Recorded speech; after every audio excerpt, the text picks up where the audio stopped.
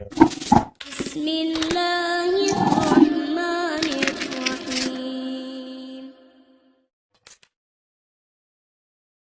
Wa nasta'inuhu wa nastaghfiruh wa na'udzu billahi min shururi anfusina wa min sayyiati a'malina. May yahdihillahu fala mudhillalah wa may yudlil fala hadiyalah. Asyhadu an la ilaha illallah wahdahu la syarikalah wa asyhadu anna Muhammadan abduhu wa rasuluh, amma ba'du. Di dalam Al-Quran surat An-Nisa ayat ke-69 dan ayat ke-70, Allah Subhanahu wa ta'ala berfirman, A'udzu billahi minasyaitonir rajim. Wa may yuti'illaha wa rasulahu, karena barang siapa yang taat kepada Allah dan Rasulnya, faulaika ma'al ladzina an'ama Allahu 'alaihim, maka mereka oleh Allah akan disatukan bersama orang-orang yang telah Allah beri nikmat atas mereka, minan nabiyina, yaitu bersama para nabi, wasiddiqina, bersama orang-orang yang siddiq, yang benar, yang jujur, wasuhada, bersama para suhada, wassalihin, dan bersama orang-orang yang saleh, wa hasuna ulaika rafiqa, dan mereka itulah sebaik-baik pertemanan.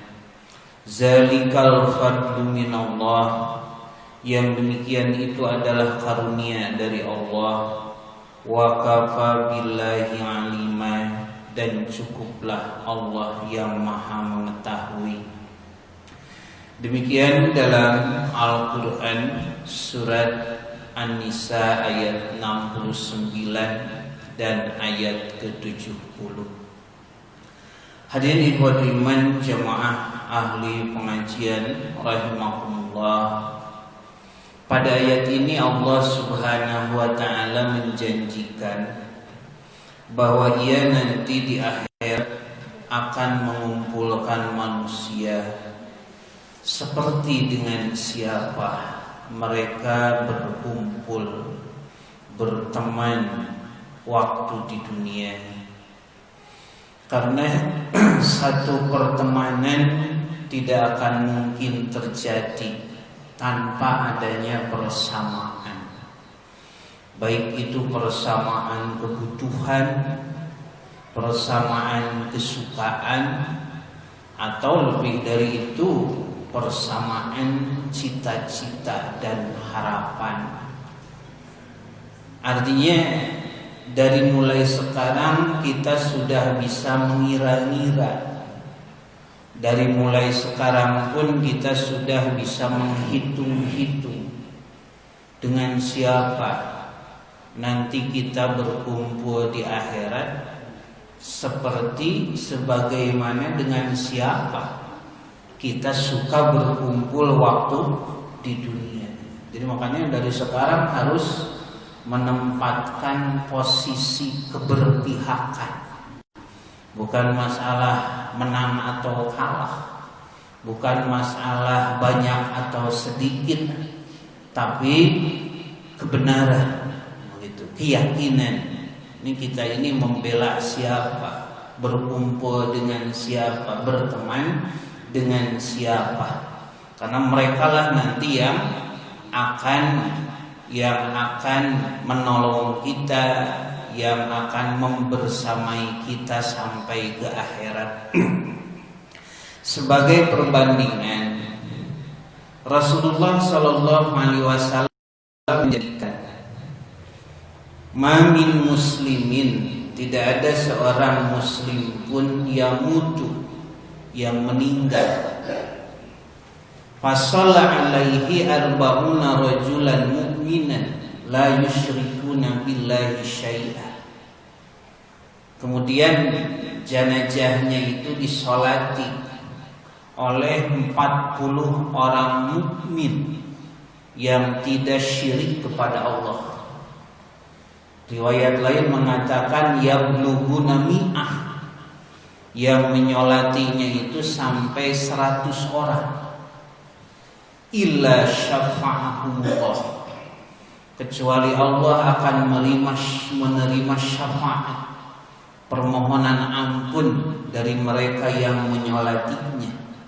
Itu kan di takbir terakhir ada kalimat jina syufa'a faghfir laha. Ya Allah, kami datang memintakan syafaat, permohonan ampun. Faghfir laha, semoga engkau mengampuni dosa-dosa si mayit ini ketika hidupnya. Illa syafa'ahumullah, oleh Allah akan diterima. Si mayit akan diampuni dosanya dan dia wajib masuk surga.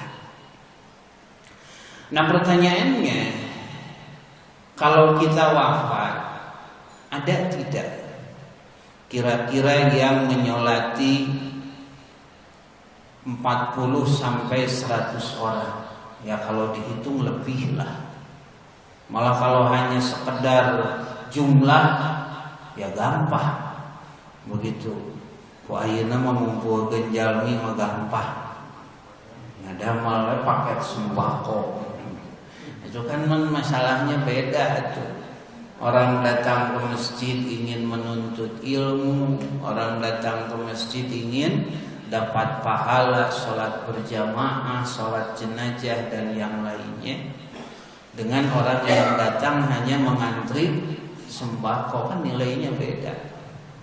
Taruhlah ya ada 40 orang sampai 100 orang. Kualitasnya seperti apa? Apakah mukminun mukminan rajulan mukminan la yusyrikuna billahi syai'an? Itu yang disyaratkan oleh Nabi. Jadi bukan masalah 40 sampai 100-nya, itu kan relatif. Orang yang meninggal di daerah minoritas misalnya, seorang raja sekalipun seperti Raja Habsyah, oleh Nabi kan disolati, disolat gaib, bukan karena tidak ada yang mengurus. Nah, yang menjadi masalah bukan 40 atau 100-nya, tapi kualitas yang menyolatinya. Pertanyaannya, siapa yang menyolati kita ketika kita wafat? Jawabnya bukan orang yang jauh, bukan orang yang tidak kenal, mutawawu memuah nyolatan, tapi orang yang sehari-hari bergaul dengan kita. Nusa popoe pagiling gisik jeung urang, keluarga kita, tetangga kita, rekan kerja kita, teman seperjuangan, jamaah yang sehari-hari ke masjid di pengajian, itu mereka yang akan menyolati kita. Jadi artinya kalau menyolatinya itu rajulan mu'minan la yusyrikuna billahi syai'an, mukmin yang tidak syirik kepada Allah, begitulah amal si mati ketika hidupnya. Da gaweuna ge jeung nu ikhlas, gaweuna ge jeung nu saroleh, maka akan disolati oleh orang-orang yang saleh, orang-orang yang ikhlas. Begitu. Yang paling menyedihkan kan kalau yang datang menjenguk banyak, begitu teman-teman lamanya, kemudian bunga turut berduka cita datang dari mana-mana. Eta geura nu nyolatan ukur ti luar. Begitu. Yang lain banyak berkumpul. Ya bersuka cita, malah kelihatannya bercanda, seserian. Jadi aya nu maot teh atoh rek reuni. Panggih ya jeung babaturan baheula begitu. Eta kana nyolatan, karena emang sudah tidak diperhatikan lagi. Berarti ketika hidupnya dia memang seperti itu. Nah, jadi dari mulai sekarang kita harus bisa menabung. Begitu ya, kira-kira sabar urang ya mun kuring maot dia menyolatan.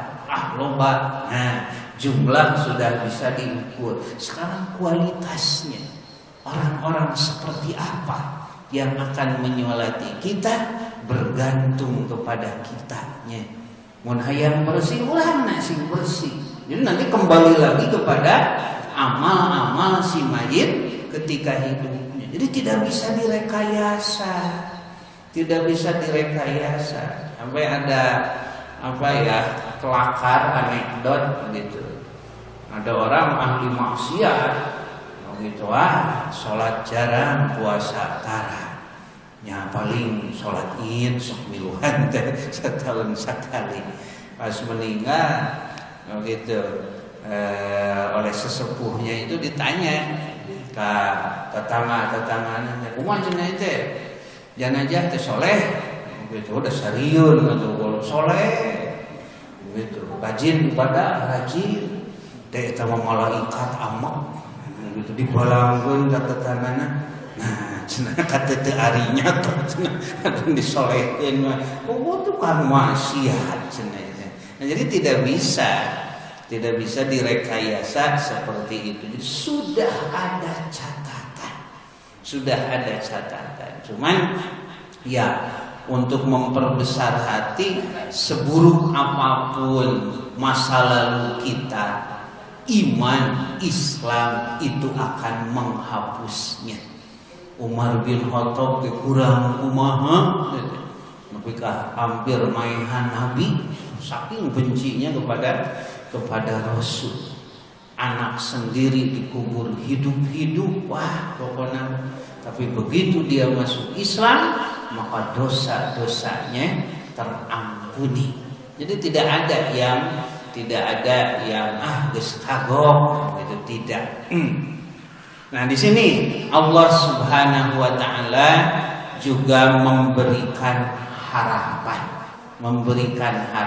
Sok hayang jeung saha engke ngariung di akhirat teh, maka di dunia dia harus menetapkan posisinya.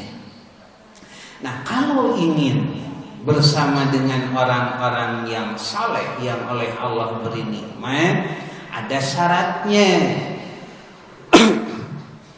Wa may yuti'illaha war rasul. Dua syarat yang pokok. Siapa yang taat kepada Allah dan taat kepada Rasul sesuai dengan kemampuan. Taat kepada Allah artinya mengikhlaskan diri dalam beramal semata-mata karena Allah, bukan karena makhluk. Jadi tidak ada ketergantungan kepada makhluk. War rasulah, taat kepada Rasul mengikuti jejak-jejaknya, mengikuti aturan-aturannya, karena dialah Nabi yang paling tahu bagaimana cara mencintai Allah, bagaimana cara bertakarub kepada Allah. Selain dari itu, maka adalah satu kesesatan yang nyata. Hilang ikhlas, gugur amalnya, hilang mutaba'ah mengikuti Rasul, maka itu adalah satu kesesatan. Nah, ini harus menyatu. Karena syarat sahnya amal itu ya dua, ikhlas dan mutaba'ah. Tentu sesuai dengan kemampuan yang kita miliki. Nah, siapa yang taat kepada Allah, siapa yang taat kepada Rasul, faulaika ma'al ladzina an'ama Allahu 'alaihim, maka mereka itu oleh Allah akan disatukan. Dengan siapa? Ma'al ladzina an'ama Allahu 'alaihim, dengan orang-orang yang telah Allah beri nikmat atas mereka. Ini pengijabahan doa kita yang setiap sholat kita panjatkan. Ihdinas siratal mustaqim siratal ladzina an'amta alaihim. Ya Allah, tunjukilah kami ke jalan yang lurus. Jalan yang mana? Jalannya orang-orang yang telah Engkau beri nikmat. Siapa saja? Minan nabiyyin, yaitu para nabi. Jadi bukan mimpi di siang bolong, bukan harapan yang kosong, yang semu. Kalau kita punya keinginan satu surga dengan Nabi, hayang surga dengan Nabi, itu harapan, malah janji Allah. Cuman ada syaratnya nanti. Begitu. Jadi bukan omong kosong, ada abdi mah begitu. Apa punya keterbatasan. Meureun dina asup ka surgana oge dina golodogna tah ulah gitu. Di surga disapakeun jeung golodog segala rupa. Begitu. Jadi semua orang berhak. Dari manusia mulia setingkat Abu Bakar, Umar, Utsman, Ali, sampai hamba sahaya setingkat Bilal bin Rabah, semua diberi harapan.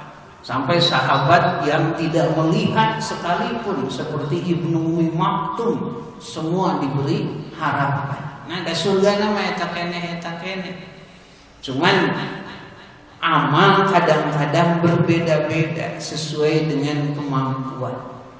Dan kita di surga teh minan nabiyyin, bersama para nabi, wasiddiqin, bersama orang-orang yang siddiq, Abu Bakar, wasyuhada, bersama para syuhada, Umar, Utsman, Ali, yang mati terbunuh karena menegakkan agama ini, wassalihin, bersama orang-orang saleh, para sahabat, para tabi'in dan yang lainnya. Wa hasuna ulaika rafiqa, itulah sebaik-baik pertemanan. Makanya nanti yang namanya persahabatan, pertemanan bukan harus bertemu, gitu. Bukan hanya harus bertemu, tapi satu cita-cita dan satu harapan. Timbul pertanyaan, apa mungkin kita yang punya berbagai macam keterbatasan akan sesurga dengan orang-orang mulia seperti ini, dengan para nabi, siddiqin, syuhada dan sholihin? Dilihat dari pengorbanan jauh berbeda, dilihat dari amal, begitupun ilmu, apalagi ari surganya sarua. Maka jawabnya pada ayat yang ke-70, zalikal fadlu minallah, itulah karunia dari Allah. Nah, itu al-fadlu. Jadi al-fadlu itu selebih dari kemampuan manusia. Makanya dalam bahasa Arab itu ada yang disebut umdah, ada yang disebut padlah. Kalau umdah itu kata dasarnya, begitu, yang pokok, subjek, predikat, nah itu umdah. Kalau padlah itu objeknya, keterangannya, jadi leleugihna. Nah itu al-padlah. Ibu-ibu belanja ke pasar jeruk 2 kilo, teh undah. Begitu. Pas di kilo, beres 2 kilo ditambahan 4 siki ku penjualnya teh, itu padlah, kanyaan. Cuman jangan sekali-kali berharap menang padlah hukum. Jangan meminta tamah, meuli henteu gitu. Ngasaan ya loba, meuli teu jadi, itu marah itu penjual. Seorang pegawai tiap bulan dia mendapat gaji dari hasil kerjanya.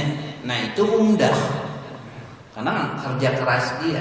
Nah setahun sekali aya kanyaan, bisi erek balik ka lembur tah dibere ongkos tah sagajieun tah begitu paket lebaran dan sebagainya, itu padlah selebih dari kemampuan. Dan sok teu kaharti teh ari gawe henteu, gitu tah. Ka unggah toko mentah THR itu naon atuh itu. Zalikal fadlu minallah. Itulah kurnia al-fadlu dari Allah. Jadi setelah kita bekerja keras, setelah kita berusaha, maka Allah memberikan karunia-Nya. Kadang-kadang kan sering kita merenung, kalau kadang-kadang berhayal, dalam menguring jika si anu beunghar, pokoknya infak, sedekah, segala dari pusorane.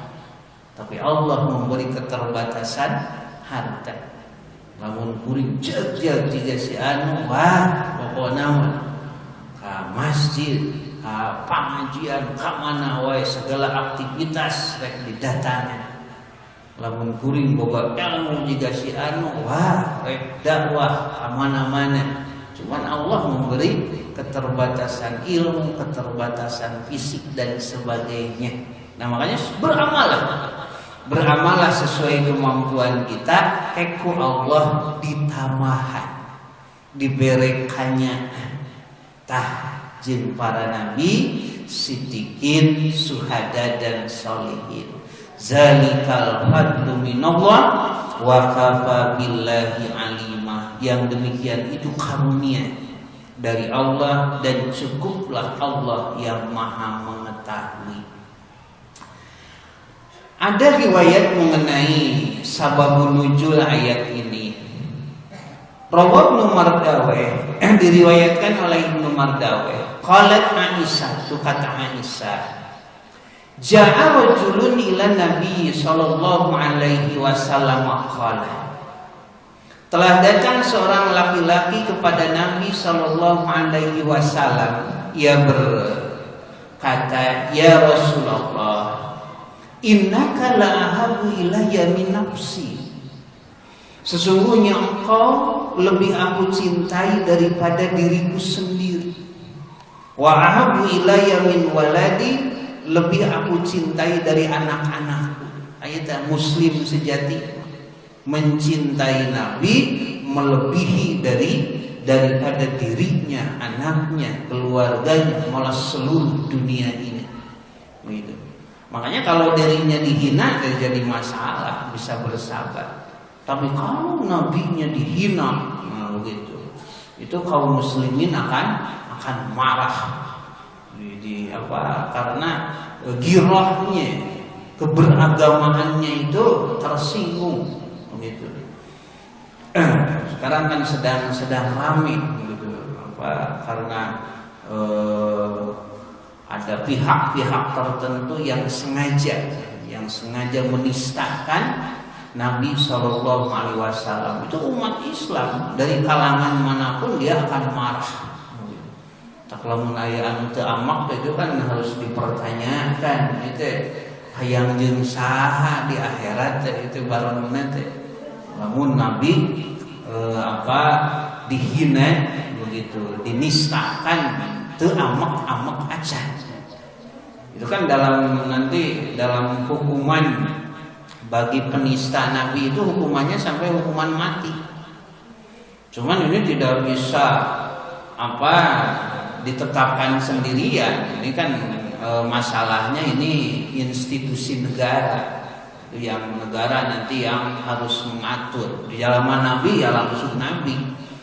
Seperti ada seorang buta begitu membunuh istrinya karena mencaci maki Nabi. Kata Nabi, fa inna dammaha hadar. Darah si wanita itu sia-sia. Yang membunuhnya tidak boleh dituntut balas. Darah tidak boleh dibayar darah. Jadi hukumannya hukuman mati. Cuman negara nanti yang menetapkannya begitu, yang mengaturnya. Nah, ini kalau sudah menjadi hukum positif. Nah, para sahabat begitu cintanya kepada Nabi. Kemudian dia berkata, Faiza zakartu mauti wa mautaka. Apabila aku ingat kematianku dan kematianmu. Jadi Rasulullah mengajarkan, aku ini manusia biasa yang sama denganmu akan mati. Jadi Nabi tidak mengajarkan kultus individu. Kan sampai sekarang masih ada yang mempercayai, ada orang-orang yang tidak mati. Oh si anu mah udah wali, cenah. Wali mah teu maot. Boro-boro wali Nabi ge maot. Begitu. Ini kan ajaran Nabi. Mauti wa mautaka, aku akan mati, engkau pun akan mati. Arabtu annaka idza dakhalta jannata ru'yat ma'an nabiyyin. Aku yakin jika engkau masuk surga, engkau akan bersama dengan para nabi di tempat yang tinggi. Nah itu ya Rasulullah kekhawatiran. Wa inda qultul jannata khashitu an la araka. Jika aku masuk surga, itu pun mungkin di tempat yang paling rendah tidak akan melihatmu lagi. Di dunia unggal poe papa. Ketika aku di rumah selalu ingat melihaya gerak ke masjid. Ini kan hatinya yang selalu terkait dengan masjid. Bukan masjidnya, tapi ada ajaran yang ditunggu-tunggu sebagai bekal hidup dunia dan akhirat. Itu banyak kisah-kisah para sahabat yang pulang dari masjid meni asa gegemolan. Menang pepernian, ingin segera pulang ke rumah, diajarkan lagi kepada keluarganya. Dia rumah sana, meni begunangan, tadi Nabi tepira, Nabi terukur nyebatin kiri. Mamin muslimin yusibu musibatu. Tidak ada seorang muslim pun yang terkena musibah apa saja. Pasobaro, kemudian dia bersabar, lalu mengucapkan kalimat istirja, inna lillahi wa inna ilaihi raji'un. Allahumma ajirni fi musibati wahlub li khairan minha. Ya Allah, berilah pahala aku pada musibah ini dan gantilah dengan yang lebih baik. Illa jabarallahu lahu, kecuali Allah akan menggantinya. Kitu oge ajarkan lah sok aya nu tong hariwa nanaon oge baca cenah ieu ku Allah digantian dengan yang lebih baik. Mendengar demikian falam yarudda alaihi Nabi sallallahu alaihi wasallam. Nabi belum menjawab karena wahyu belum turun. Pulang saja. Orang ini dalam keadaan bersedih nya cenah. Di akhirat mah panggih deui dan Nabi mah dipangluhurna kuring mah di panghandapna. Hatta nazalat alaihi, sampai turun ayat di atas, wa may yuti'illaha war rasulah. Bijakeun cenah para sahabat, tah cenah turun ayat syaratna yaitu taat kepada Allah sing ikhlas, taat kepada Rasul sing nyontoh sesuai dengan kemampuan masing-masing. Surga temahan, tapi bukan harga uang, bukan jumlah, tapi kemampuan. Ada orang yang masuk surga dengan harta yang melimpah, Abu Bakar, Umar, Utsman, Abdurrahman bin Auf, begitu. Ada orang masuk surga dengan jihad fisabilillah.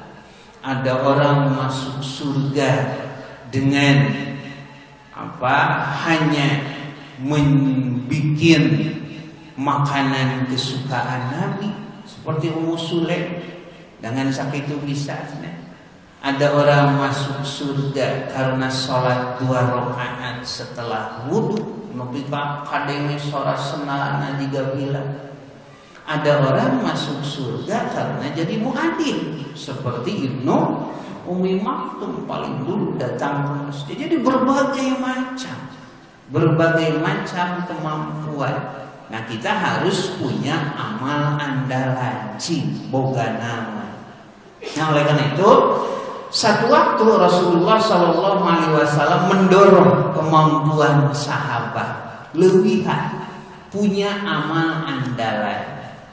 Dalam hadis riwayat Imam Muslim, an Rabi'ah bin Ka'b bin al-Aslami, ada sahabat namanya Rabi'ah bin Ka'ab al-Aslami.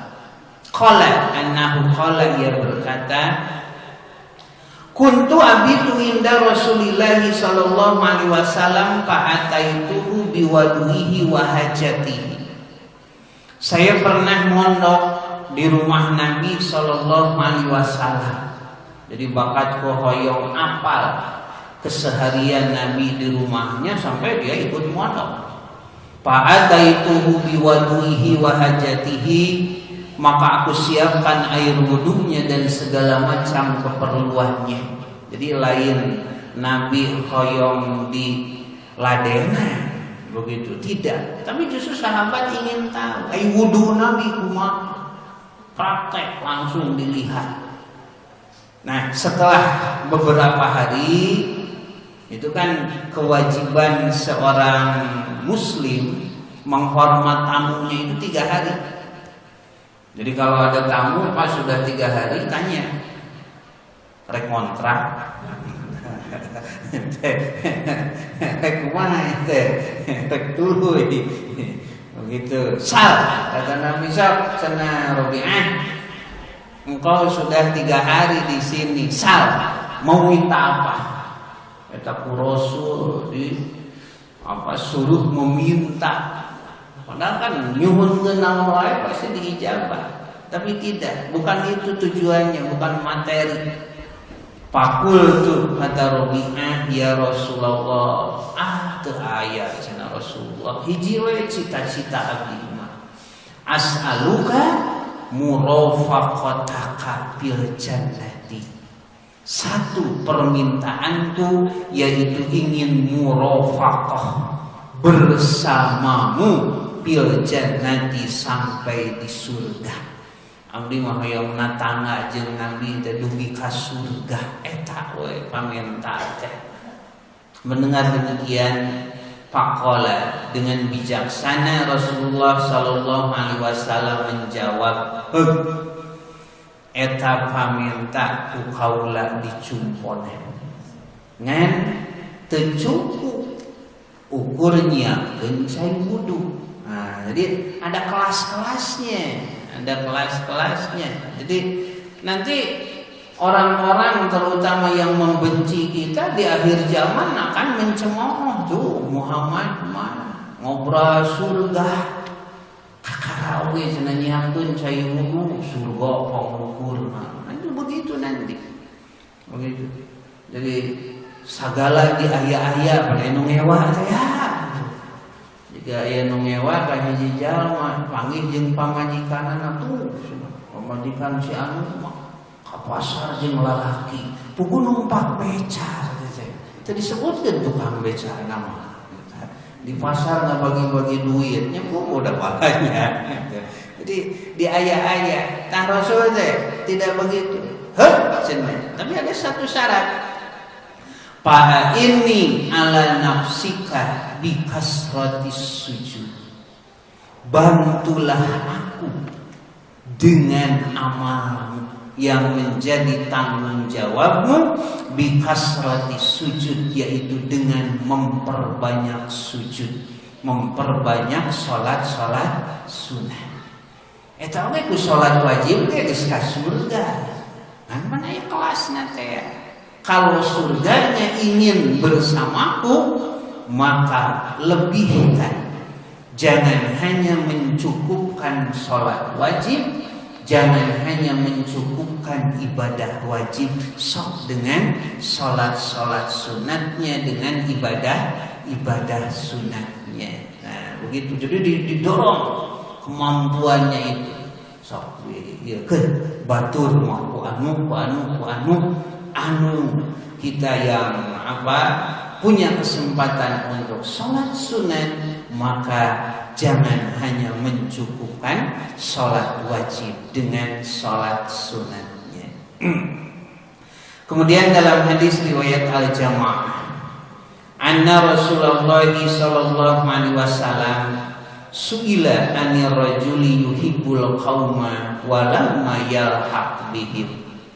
Rasulullah sallallahu alaihi wasallam pernah ditanya tentang seseorang yang mencintai satu kaum, seperti kita mencintai sahabat, mencintai Imam Bukhari, para ulama dan yang lainnya, walamma yalhaq bihim, tapi belum pernah berjumpa.